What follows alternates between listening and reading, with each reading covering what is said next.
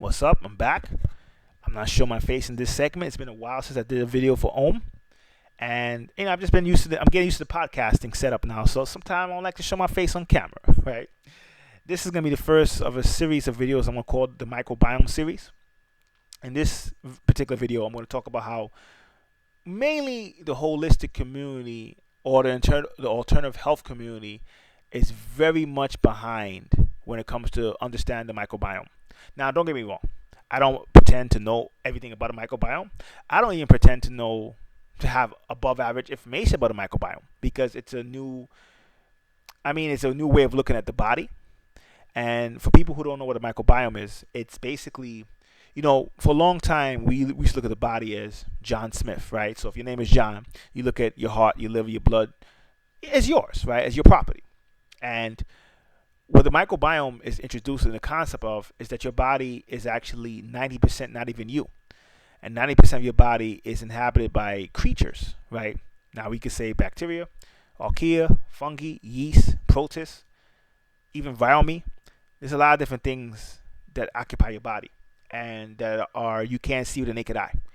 And when most people think of bacteria, they think of disgust. They think of it's not really a pretty thought. They don't really like to even think about it, let alone thinking that you're covered in it, right? 90% of your body is made up of bacteria or microbes. The funny thing is, not just your body, even in households. I mean, your body. If you analyze the microbes in your house, most of them is actually coming from your body, right? Eventually, like if you spend about 5 hours in your house is probably gonna be covered with microbes that originate from your body that will multiply outside. So when people hear this, they're usually disgusted by it. But the interesting thing is, from my perspective, the alternative health community is very much behind the microbes in terms of understanding what it is. Because usually, John Smith will look at he'll look at himself as John Smith. But John Smith is really a super organism. John Smith is basically a person that's 10% John Smith and 90% something else, which has different species, sometimes even has different nutritional needs. And not just that has different nutritional needs, these things have their own genetics, have their own DNA. And the funny thing is, the DNA they have is actually more affected by the environment than even the human DNA.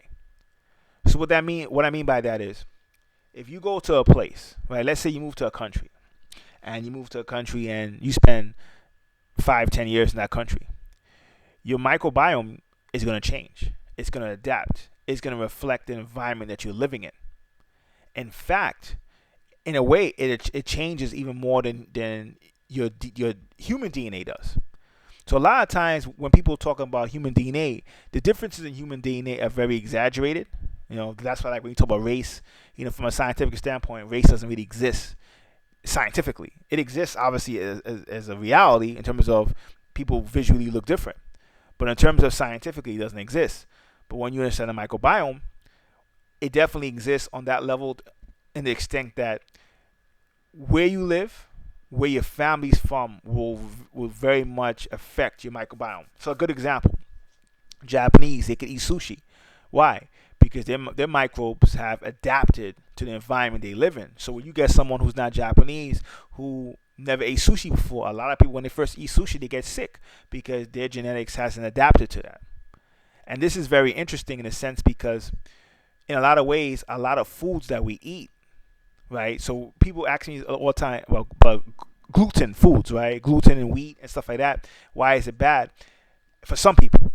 And a lot of times it's because the microbes in our stomach, in our small intestines, they help us actually digest food. So a lot of foods that we eat, a lot of people don't really realize your stomach needs assistance, and those little those little creatures right, in your stomach, in your small intestines, in your digestive system, sometimes helps your stomach digest certain foods.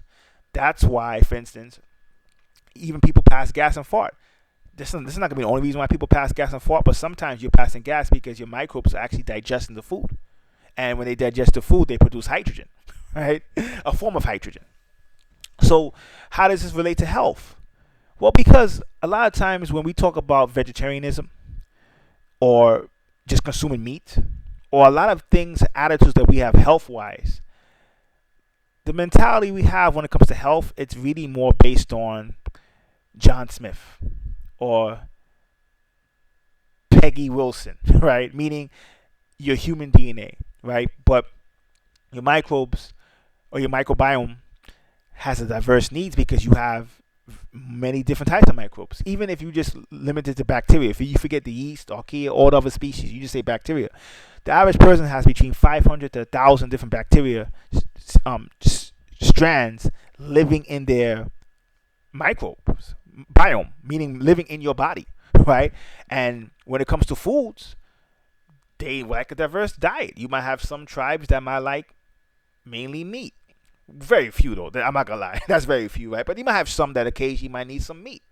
Then you have some, most that will probably like plant-based diets more, right? Fiber.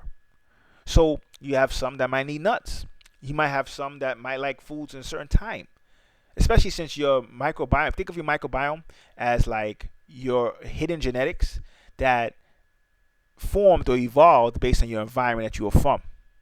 In a lot of ways, that is like the silent, not really boogeyman, but a silent part of yourself that you may not know.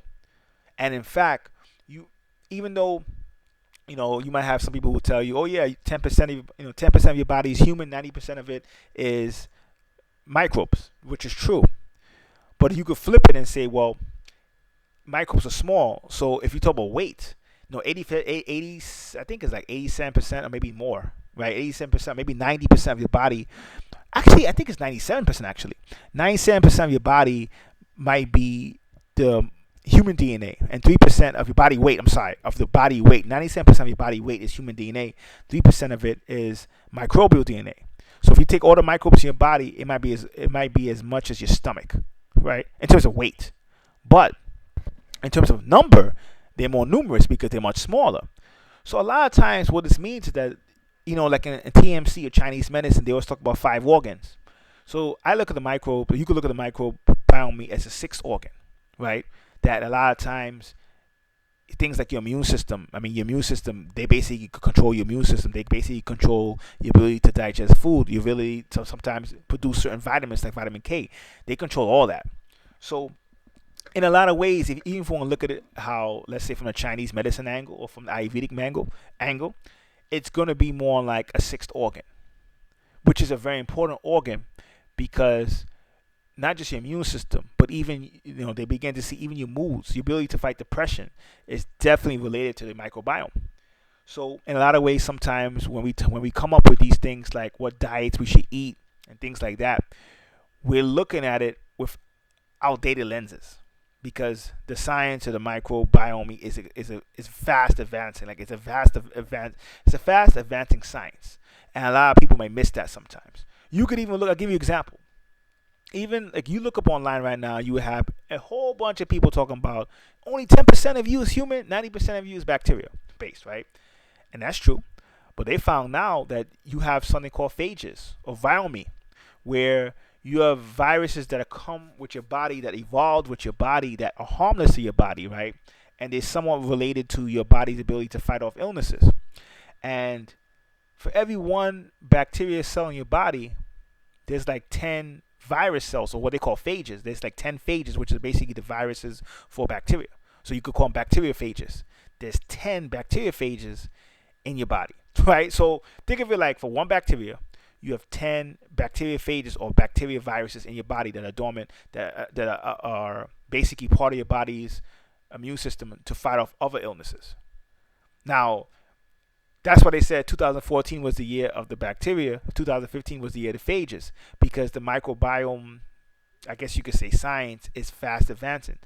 And the holistic community hasn't even really caught up to 2014. That's my problem. The holistic community, the most they might have is they might talk about probiotics. And even that's kind of limited because when you start to understand how the stomach works, if you take and then this is for me, I used to be a big advocate of probiotics, but when I started realizing that when you eat food, the bacteria in the stomach and the small intestines kill most. A probiotic is basically when you are eating bacteria, basically, right? Genetically raise bacteria to eat to basically you eat it, and they're supposed to grow in your stomach. But your stomach is so acid that it kills off most strands of bacteria. So rather than probiotics, what's probably better is prebiotics, which I'll probably discuss that in another video. But my point is, the holistic community, if 2014 was the year of the bacteria, 2015 was the year of the phage, most people in the alternative health community and the holistic community haven't even caught up to 2014 yet. So it's a big problem because when you look at it from a certain standpoint, a lot of times our theories about what health's supposed to be is very limited. A lot of times when we talk about eating meat or vegetarianism, those arguments are based on John Smith or Peggy Newman or whatever, the singular human being looking at themselves as just a human being. But when they look at themselves as a superorganism, that argument will no longer take place, right? Instead, they'll be like, no, it's about balance. And because the microbiome is basically saying you're a superorganism, the human body is its own ecosystem with many different species, many different tribes. And the fact that when you eat in 3 days, your whole microbiome almost changes. There's a reason why your bacteria is your immune system for the most part, or controls your immune system, because bacteria can adapt in 20 minutes, where human cells take years to adapt. So there's no way the human cell can run the immune system because it doesn't adapt fast enough. The immune system needs to adapt instantaneously. That's where bacteria comes in. So a lot of times when you look at it, studying the microbiome, studying microbiology, it's extremely important for people who want to keep themselves healthy. So this is why I'm going to talk a lot more about the microbiome. I'm going to have the microbiome series for this channel. So till next time, peace.